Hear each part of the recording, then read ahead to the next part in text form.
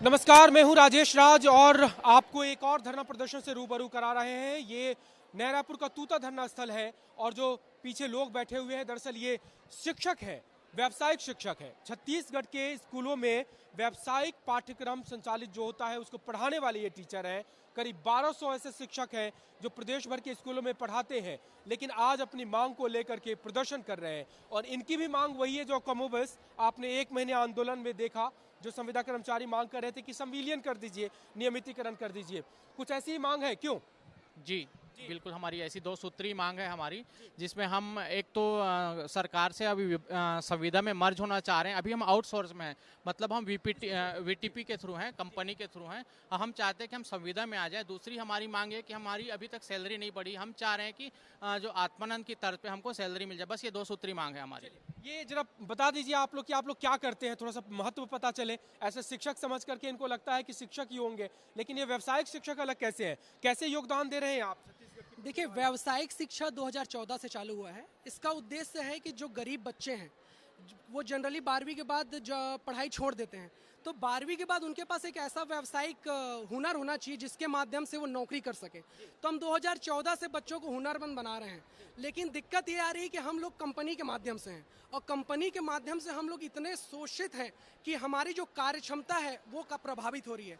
हम सरकार से बस मतलब क्या क्या शोषण हो रहा है? देखिए, जब महिलाएं मातृत्व अवकाश में जाती हैं तो जब वो रिटर्न आती हैं तो वो एक तो उनको मातृत्व अवकाश का वेतन नहीं मिलता, और जब रिटर्न आती है तो उनकी जगह सीट का सौदा करके दूसरे प्रशिक्षक को डाल दिया जाता है। कुल मिला के हाँ, ऐसा हुआ है, कई जगह हुआ है और बच्चे प्रभावित होते हैं।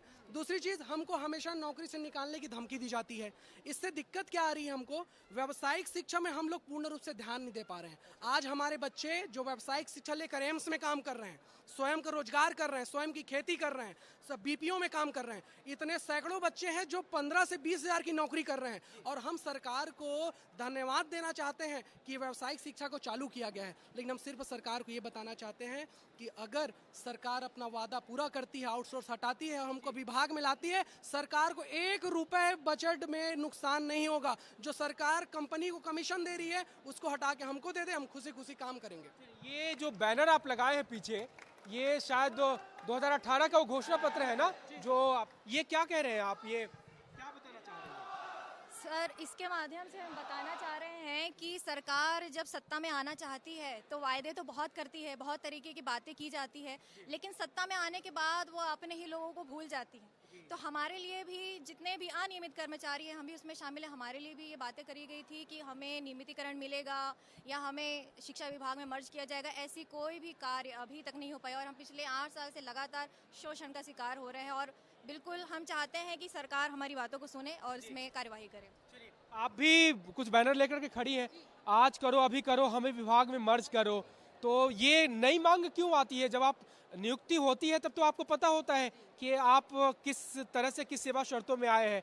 तो अमूमन लोगों की शिकायत हो जाती है कि आप कॉन्ट्रैक्ट में आते हैं, कुछ दिन काम करते हैं, फिर आप कहते हैं कि नियमित कर दीजिए, तो ये शिकायत बड़ी रहती है हम लोगों की। सर, हमारी शिकायत ये है कि आप जैसे कि अभी भी देख रहे हैं उद्घोषणा जो है कि हमें कहा गया था कि हमें आउटसोर्सिंग से हटाकर हमें विभाग में मर्ज कर लिया जाएगा। इस चीज़ का वादा हमसे किया गया है। ये वादा हुआ था जी, इस प्रकार के कई बैनर लगे हुए थे सर, पूरे शहर भर में और पूरे छत्तीसगढ़ में लगे हुए थे। इससे सबको अवगत है। सहेज करके रखा है उसको? जी, सहेज कर रखा है और हम इसी जब भी जरूरत पड़े याद दिलाते रहे। जी, इसी भरोसे सर, बस इतना ही हमारा मांग है कि हमें जो उचित काम का उचित वेतन मिले, जैसे बाकी लोग भी कर रहे हैं सर, उतना ही काम और उससे ज़्यादा काम। हम जितने भी व्यावसायिक प्रशिक्षक हैं उससे ज़्यादा काम करते हैं, हम चाहते हैं कि हमें भी उतना वेतन मिले। बस जरा इस आंदोलन की ना एक खास बात दिखा देते हैं। ये चूंकि व्यावसायिक टीचर लोगों का प्रशिक्षक का प्रदर्शन है, तो आप देखिए आपको धरना स्थल पे ये इस तरह से एलईडी,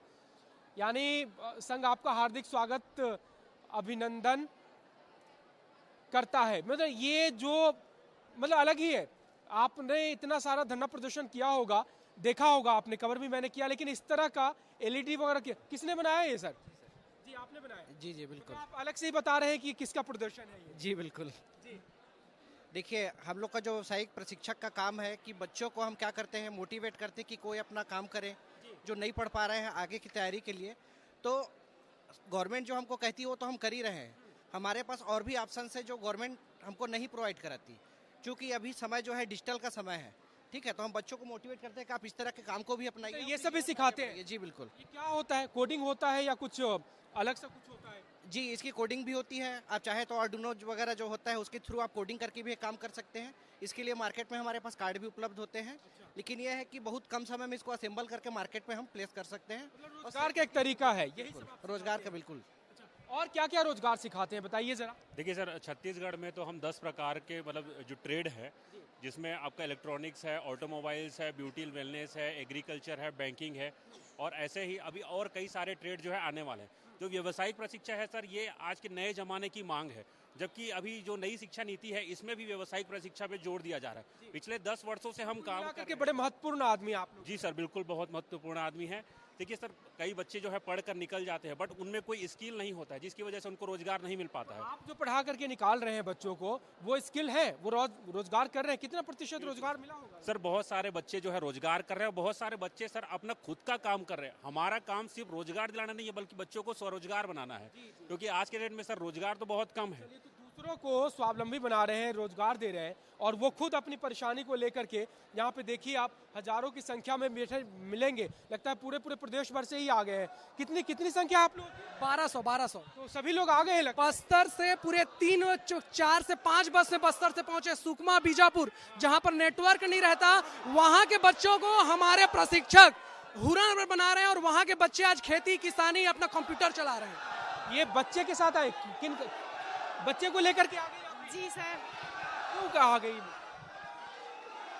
क्या बोले? छोड़ नहीं सकते थे? नहीं, कोई नहीं है ना घर में रखने के लिए, मैं इसको लेके ड्यूटी करती हूँ, तो इसको लेके आई हूँ। जी अच्छा, जब बता दीजिए कि कितनी मुश्किल होती है जिस शर्तों पे, जिस वेतन पे काम करते हैं, परिवार चलाना, सबकी जरूरत पड़ना पूरी करना, कितना मुश्किल होता है? बहुत मुश्किल होता है सर। 8 साल हो गया मुझे इसमें जॉब करते, और सैलरी वही है, बच्चे का पढ़ाई लिखाई, फिर घर, फिर बाहर रहना, रेंट, बहुत दिक्कत होता है। जी सर। मतलब 8 साल से वेतन बढ़ा ही नहीं है? नहीं बढ़ा है सर, जिस सैलरी पे हमने ज्वाइन किया है अभी भी वही सैलरी है, और वो भी नियमित आती नहीं है। वो भी, उसमें भी डंडी मार दी जाती है? जी, 2 महीने 3 महीने सैलरी हमको नहीं मिलती है। ऐसे में बाहर रह के काम करना, फिर बच्चों का पढ़ाई लिखाई और अपना खर्चा, ये सब बहुत दिक्कत होता है। चलिए जरा कुछ और भी महिलाएं हैं, उनसे बातचीत करते हैं। बताइए जरा, तकलीफ ही अपनी बता दीजिए, तकलीफ ही बता। सबसे पहले तो सर IBC 24 का धन्यवाद देना चाहूंगी कि हमारी बात को आपके माध्यम से सरकार के द्वारा ले आ रही है, इसलिए हम दिखा रहे हैं। जी धन्यवाद सर, धन्यवाद। मैं आप जी थैंक यू सर। सर देखिए सर, आप बीते 8 वर्षों से हमारा व्यावसायिक शिक्षा जो विषय है वो चल रहा है स्कूली विभाग में, लेकिन आज तक अभी जो सरकार जो है कभी हमारा खोज खबर नहीं ली है सर। आप देखेंगे आज टमाटर जो है, एक टमाटर से 20 रुपीज के जी से 200 kg हो गया सर। कोई नहीं खा पा रहा है, सिर्फ आपकी तकलीफ नहीं है, हम लोग भी नहीं खा पा रहे। जी सर, वही बोलना चाहूंगी सर, एक टमाटर जो है सर 20 रुपए से 200 रुपए किलो हो गया सर, लेकिन हमारी जो सैलरी सर आज वही की वही है सर, कोई इंक्रीमेंट्स नहीं है। और यहाँ तक कितना मिल जाता है, कुछ बता दीजिए आप। अभी तो सर केवल 20,000 पे ही काम कर रहे हैं सर, वो भी कहीं पे ऐसा है कि कई लोगों को 16,000 पे करना पड़ा है। आप समझ सकते हैं कि किराए पे रहते हैं, कई दूरस्थ स्थान में रहते हैं सर, कई किसी की पोस्टिंग बस्तर में, किसी को। ये तो बड़ा गलत है कि आप 8 साल से एक ही वेतन पे रहे, एटलीस्ट कि सबको मिलता है, आपको ही प्रमोशन, आपको ही सैलरी नहीं बढ़ती है। जी सर, हम भी 8 साल से 20,000 की नौकरी में ही काम कर रहे हैं, हमारी 1 रुपए भी नहीं बढ़ी। अगर दूसरे स्कूल में होते तो हमारी सैलरी आज से 25,000 रुपए होती है। हम 8 साल से तो बड़ी होती, 10% पास बड़ी हो रहती, पास तो बड़ी होती, पर हमारे पास कुछ भी नहीं है सर। अच्छा, फिर जब ज्वाइन कर रहे थे तो ये सब सोचा था कि ऐसा ही होगा, जिस सैलरी पे काम कर रहे हैं वही, या उस वक्त कुछ और शर्तें थी? नहीं, ऐसा तो कुछ हम लोगों ने सोचा नहीं था, बट ये चाहते थे कि हमारा भविष्य कुछ अच्छा हो जाए, है ना, उस उम्मीद पे हम लोग लगे थे। लेकिन आज ये पता नहीं चलता कि हम लोगों का भविष्य अच्छा है कि उससे कुछ भविष्य आगे होने वाला है। हम अपने बच्चों के बारे में नहीं सोचते, जब हमारा ही मतलब कुछ नहीं हो रहा है तो हम वहाँ पर अपने बच्चों के भविष्य के बारे में नहीं सोच सकते। और एटलीस्ट लगता है नहीं, फंस गए, 8 साल से काम भी कर रहे हैं, करे क्या अब आगे? जी हाँ, बस हम लोग को यही बना हुआ है प्रश्न कि हम रेगुलर होएंगे कि नहीं। और मैं भी यहाँ पे अपने सारी वीडियो के समर्थन के लिए यहाँ पे उपस्थित हुई हूँ।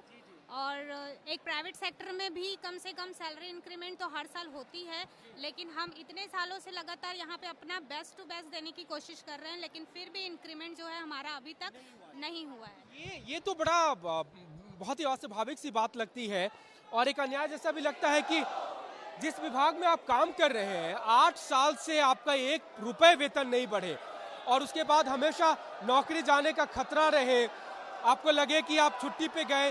बताते हैं कि महिलाएं, ये देखिए बड़ा जोश है, नारे लगा रहे हैं सभी कि अभी करो, अर्जेंट करो। और जरा रुक जाइए, जरा बात आप ही की बात है, रुक जाइए, नारे आप बाद में लगा ले, रुक जाइए जरा, मैं बात कर लूं जी। तो ये तो बड़ा अन्याय लगता है कि 8 साल से 1 पैसे की बढ़ोतरी नहीं, नौकरी पे हमेशा खतरा रहता है। जी सर, जी जॉब मतलब हमारा जॉब ही सुरक्षा पे नहीं है, पहली बात सर। और हम लोग सभी जितने भी वीटी सभी बहुत दूर दूर से हैं। मैं बेसिकली बेमेतरा जिला से हूँ, अभी सुकमा में हूँ। फैमिली लेके आना जाना बहुत तकलीफ है, हर चीज़ का बढ़ गया, लेकिन हमारा वेतन नहीं बढ़ा। अच्छा, आप जहाँ पे रहते हैं वहाँ पे काम नहीं है, दूर पे करना पड़ता है? सर वहाँ मतलब खैर अपने जगह से तो दूर हूँ ना सर, बेमेतरा से मैं सुकमा में गया हूँ, तो ये तो मेरे लिए दूर की है। फिर फैमिली लेके जाना बहुत तकलीफ है। और सर 2016 से एक ही वेतन में काम कर रहे हैं। और दूसरी बात, नियमितीकरण नहीं होने से जॉब असुरक्षित है। दूसरी बात, सबसे पहली बात सर कि अगर 40 साल हो जाएगा हमारा, तो हम क्या करेंगे सर? ना हम इधर के रहेंगे ना उधर करेंगे। सर मैंने MBA किया है, मैंने इससे पहले नागपुर के कंपनी में काम किया, इंदौर में किया है, सिक्किम में किया है। इतने पैकेज छोड़ के मैं यहाँ पे पढ़ा रहा हूँ। आए थे जब पैकेज छोड़ करके आ रहे थे तो क्या सोचे थे? तो सर सोचे थे कि इसमें बहुत अच्छा होगा सर। सबसे पहले मैं थोड़ा सा ये बताना चाहूँगा सर कि जो चीन है वहाँ पे पहले से व्यावसायिक शिक्षा चलता है, जिसके बदल तो पूरे विश्व में एक्सपोर्ट कर रहा है। और ये सोच के सर हम अपने देश को आगे बढ़ाएंगे, ये सोच के मैं आया था यहाँ पे। अभी आप पे ही संकट आ गया। सुकमा जिला के बच्चे को मैं सबको इतना पैकेज दिलवा दूंगा, ये सोच के आया था। लेकिन सर हमारा ही जॉब अनसिक्योरिटी है, असुरक्षित है, तो हम कैसे करेंगे इसको? अभी बता दीजिए आपकी क्या क्वालिफिकेशन है और आप जब आए तो क्या सोचे थे? सर मैं भी BE-IT हूँ सर, और मैंने भी MBA किया सर। जैसे कि सर ने बताया कि सर हम बच्चों को मतलब प्लेसमेंट देते हैं, बल्कि हम सर सुकमा जिले में रह रहा हूँ सर मैं, और हम बच्चों को प्लेसमेंट दिए हैं सर, भी बहुत ज़्यादा मात्रा में रिटेल मैनेजमेंट में प्लेसमेंट दिए हैं।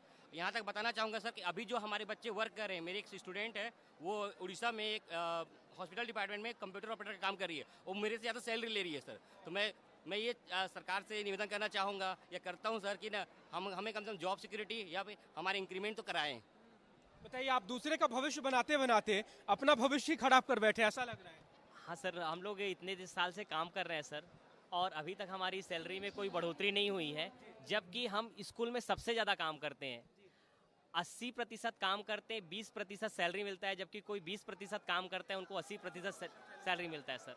और जो सबसे ज़्यादा मेहनत करते हैं सर, मैं अपने स्कूल में विगत 5 वर्षों से विज्ञान मेला हर साल कराते आ रहा हूँ सर। बच्चों को डेवलपमेंट करने के लिए, कुछ भी करने के लिए हम लोग तैयार हैं सर। सबका दर्द यही है कुल मिलाकर के कि इतनी। हाँ जरा जी, क्या बता दीजिए, आप भी क्या कह रहे हैं? सर मैं शासकीय उच्चतर माध्यमिक विद्यालय जगरगुंडा ले आता हूँ। मोला कहना है काका से कि काका आखिर हम कब तक 8 साल तक इकट्ठा पेमेंट में काम करबो? भाई चपरासी के भी रेगुलर नौकरी हो गए, सीधी भर्ती हो गए, हम उनका बिगाड़े, हम उनके तो कछु सुन ले। काका तोर से इकट्ठा गुहार है कि हम अला नियमित कर दे, बस यही हम चाहत हैं। जय जोहार, जय छत्तीसगढ़। ये गुहार है। और ये देखिए मोबाइल लाइट के साथ प्रदर्शन है, और बस सब दिखा रहे हैं मोबाइल लाइट जला करके महादेव। ये तमाम व्यावसायिक प्रशिक्षक हैं और कह रहे हैं, सरकार से कह रहे हैं कि आपने वादा किया था आउटसोर्सिंग खत्म करेंगे, तो कम से कम वादा निभा दीजिए। और अगर ये हो गया तो ये अपने भविष्य को लेकर के कम से कम सुरक्षित हो जाएंगे। और सबसे बड़ी पीड़ा ये है कि जिस सैलरी पर लगे, यानी 2014 में जिस सैलरी पर इनकी नियुक्ति हुई, आज भी वही मिल रहा है, और उसके बाद भी नौकरी की सुरक्षा नहीं। अगर आप छुट्टी पर चले गए तो कोई दूसरा आ जाएगा उस सीट पे, ये हालात है। तो इन सब मांगों को लेकर के आज एक दिन का प्रदर्शन है, इन्होंने रखा है अपनी मांग शासन से। और साथ साथ में वो बैनर भी देख लीजिए, जो कांग्रेस की सरकार बनेगी आउटसोर्सिंग भर्ती बंद होगी, सीधी सरकारी पदों पर भर्ती होगी, वो वादा याद दिला रहे हैं सरकार से। और एक फाइनल नोट ले लेते हैं जरा आपसे कि क्या एक दिन के आंदोलन के बाद अब क्या है, आगे क्या होना है? देखिए, अभी हमारा जो 1 दिवसीय आंदोलन है ये सांकेतिक है, और हम इस उम्मीद के साथ बैठे हुए हैं कि सरकार हमारी बातों को पूरी गंभीरता से सुनेगी, और अगर आगे भी हमारे लिए हमारे पक्ष में कोई कदम नहीं उठाया गया तो हम रणनीति बनाएंगे, और हमारी पूरी कोशिश रहेगी कि एक बार हमारी टीम को वहाँ प्रतिनिधिमंडल को सरकार से मिलने का मौका दिया जाए। चलिए, तो ये कोशिश है कि एक दिन की मांग है, एक दिन का धरना प्रदर्शन है, सुन ले सरकार, नहीं तो फिर आगे की स्ट्रेटेजी रहेगी कैसे सरकार तक अपनी बात पहुंचानी है। लेकिन एक दिन का यह आंदोलन और ये तस्वीर अपने आप में गवाह है कि किस तरह से प्रदेश की नई पीढ़ी को रोजगार देना, उनके पैरों पर खड़ा करने वाले खुद अपने भविष्य को लेकर के कितने चिंतित हैं, कितने खतरे में महसूस करते हैं, वो ये तस्वीर है। और एक कसक ये भी कि इनके पढ़ाए हुए बच्चे आज उनसे ज्यादा सैलरी पा रहे हैं, लेकिन ये अपने परिवार बच्चों के भविष्य को लेकर के इतने डरे हुए हैं और ये सरकार से मांग कर रहे हैं कि इनके भविष्य को सुरक्षित किया जाए। कैमरा पर्सन नरेंद्र के साथ राजेश राज, IBC 24 रायपुर।